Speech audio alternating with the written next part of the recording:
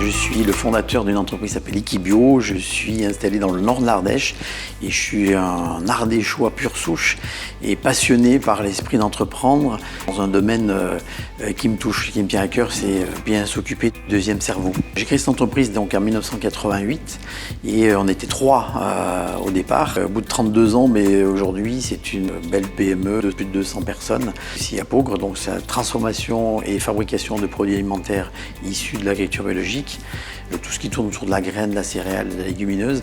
Et puis j'ai la chance de découvrir une petite graine magique qui s'appelle le quinoa. Donc il y a déjà une trentaine d'années et grâce à notre savoir-faire, notre audace, c'est de faire connaître cette graine à travers le monde. Et on est devenu le leader puisqu'on a même construit une entreprise là-bas en Bolivie, au cœur de la zone de production.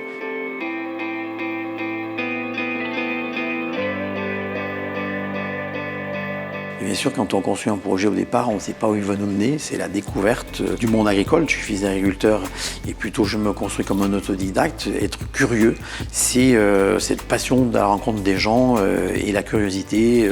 C'est ce qui m'a animé d'aller savoir quels étaient les produits qui pourraient intéresser nos consommateurs finaux. J'ai fait un peu tous les postes, bien sûr, en étant autodidacte au départ, de préparation de commandes, mais beaucoup du commercial, ce qui me plaisait beaucoup, commercial et marketing, à la fois être au contact de nos clients qui sont les magasins bio spécialisés à travers la France, l'Europe et le monde, puisque donc aujourd'hui on est présent dans 50 pays.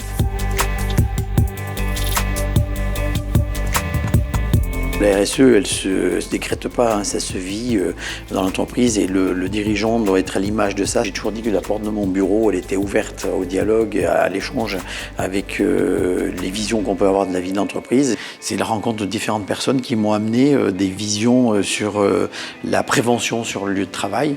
C'est du vie du quotidien, alors on appelle ça RSE aujourd'hui, mais ça fait partie aussi de l'habitacle dans lequel on vit, c'est l'entreprise. On a travaillé sur le principe du feng shui, c'est-à-dire qu'on a travaillé sur les énergies, on a, comme on le voit, travaillé beaucoup sur la luminosité, on a travaillé même sur la sophrologie, c'est-à-dire apprendre à respirer, apprendre à se poser, être assez zen pour réfléchir, parce que la stratégie d'une entreprise, il faut avoir un temps de réflexion, un temps de partage, un temps de vision, pour après mettre en place les actions qui font aller et qui découlent, pour que les gens apprennent à se connaître. Parce que quand on se connaît bien, c'est plus facile de demander quelque chose, un effort à un moment donné, quand il faut un effort, comme je dis toujours, un coup de collier, et qu'il faut savoir le rendre aussi quand on a des résultats. Et tout ce qu'on a fait aussi sur le bien-être dans la société, c'est mettre en place aussi une restauration d'entreprise, bio bien entendu. On a un magasin où les collaborateurs peuvent avoir accès à nos produits, et on a mis en place aussi, on est 50-50 aujourd'hui entre hommes et femmes dans l'équilibre, et d'avoir un centre, une esthéticienne avec des massages, etc. Donc on a essayé de travailler sur le bien-être. On passe quasiment le tiers de sa vie sur son entreprise, autant qu'elle soit dans le plaisir et le partage. J'avais mis en place, alors il y a plus de 25 ans, et à l'époque ça n'existait pas trop, c'est le temps d'entretien annuel. C'est-à-dire qu'on se pose au moins une fois par an avec son collaborateur et ses équipes, et ça prenait beaucoup de temps et d'énergie, mais c'était pour moi indispensable de savoir si les gens étaient bien dans leurs fonctions, dans leurs responsabilités. C'est le capital humain qui est très important dans une société, qui fait sa force. La force de son vivant, elle est là. Et puis toujours à travailler avec cette passion d'entreprendre. Le dirigeant doit la communiquer et doit être très communicatif avec ses collaborateurs. Chacun doit être considéré à sa juste valeur dans la mission qu'il a dans l'entreprise, et tout ça fait partie d'un ensemble cohérent qu'il faut savoir maintenir par du dialogue, par de l'échange.